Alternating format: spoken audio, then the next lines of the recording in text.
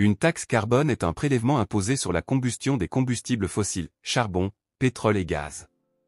L'idée est simple. Les pollueurs paient. Lorsque les entreprises émettent du dioxyde de carbone dans l'atmosphère, elles contribuent au réchauffement climatique. Une taxe carbone rend ces émissions coûteuses, incitant ainsi les industries et les consommateurs à se tourner vers des alternatives plus propres. Sur le papier, c'est élégant. Basé sur le marché. Transparent. Plus on émet, plus on paie.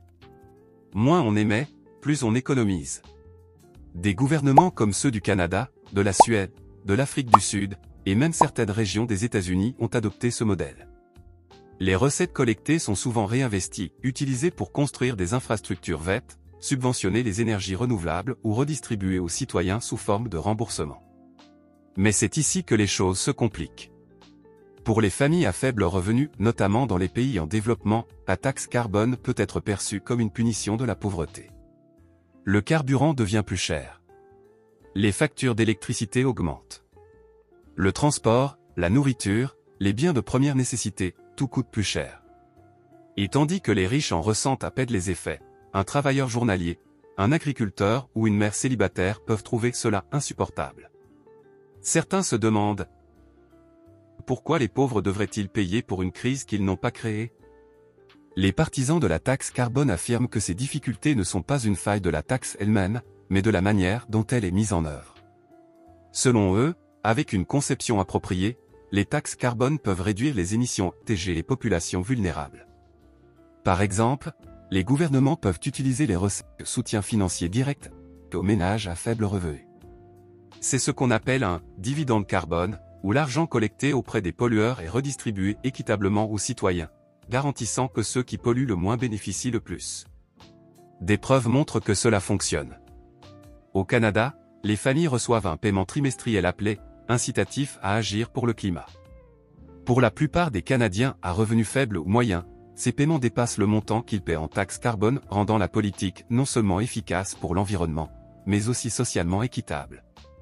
Une autre solution consiste à investir les recettes dans les transports publics, les logements économes en énergie, ou des projets d'énergie propre dans les communautés défavorisées.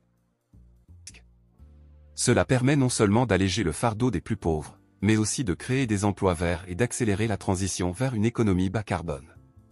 Mais les critiques estiment que ces avantages ne sont pas toujours réalisés, surtout dans les pays en développement, où la corruption, la mauvaise gouvernance et les infrastructures limitées rendent la redistribution équitable difficile.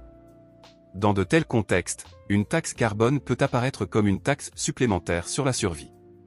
Quand des millions de personnes peinent à se procurer du combustible pour cuisiner ou à se rendre au travail, même une légère augmentation des prix de l'énergie peut les plonger plus profondément dans la pauvreté.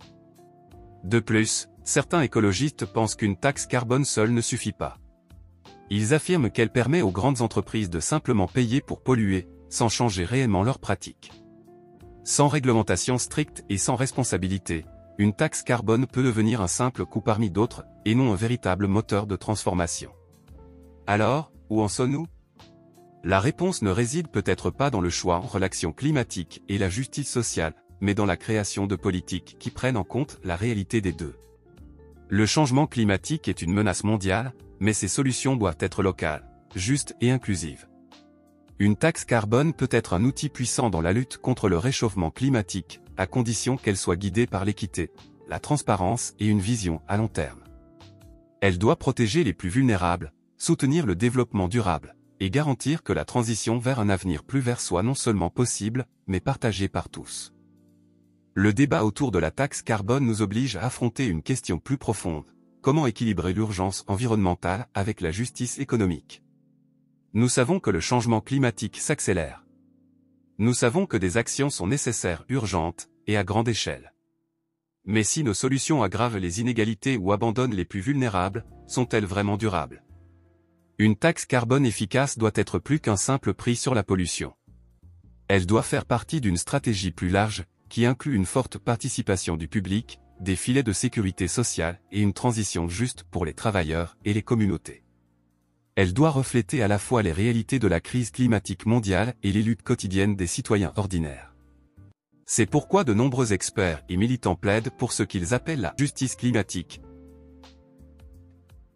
Ce concept reconnaît que ceux qui ont le moins contribué au problème, les pauvres, les marginalisés, les pays du Sud, sont souvent ceux qui souffrent le plus, à la fois des effets du changement climatique et des politiques censées y remédier. La véritable justice climatique signifie concevoir les taxes carbone et autres politiques de manière à répartir équitablement à la fois les charges et les bénéfices. Cela signifie donner aux pays en développement les ressources et le temps nécessaires pour croître de manière durable. Cela signifie écouter les communautés, autonomiser les citoyens, et s'assurer que personne ne soit sacrifié au nom du progrès. La voie à suivre n'est pas facile. Il n'existe pas de solution parfaite. Mais une chose est certaine, nous ne pouvons pas nous permettre l'inaction, et nous ne pouvons pas nous permettre l'injustice. Le changement climatique n'attendra pas, mais la justice non plus ne doit pas attendre. À mesure que nous avançons dans le XXIe siècle, le défi du changement climatique ne façonnera pas seulement notre politique et notre économie, mais aussi l'avenir même de la vie sur Terre. La taxe carbone n'est qu'un outil parmi d'autres, mais elle est un symbole puissant d'une question plus vaste. Qui paie le prix de la pollution, et qui récolte les fruits de la durabilité? Que vous soyez décideur politique, étudiant, entrepreneur ou simple citoyen, la taxe carbone nous invite à réfléchir de manière critique à notre rôle dans la réponse mondiale au climat. Cherchons-nous un véritable changement, ou ne faisons-nous que déplacer les responsabilités? La clé d'une taxe carbone équitable réside dans sa conception et dans la transparence. Une politique élaborée à huis clos, sans participation du public, a peu de chances de réussir. Mais une taxe façonnée par des valeurs démocratiques, guidée par la science, et fondée sur la compassion peut réussir, et contribuer à construire un monde où le progrès économique et la survie écologique vont de pair. La conversation doit se poursuivre au-delà des frontières, des générations et des idéologies. Le changement climatique touche tout le monde, mais pas de la même manière.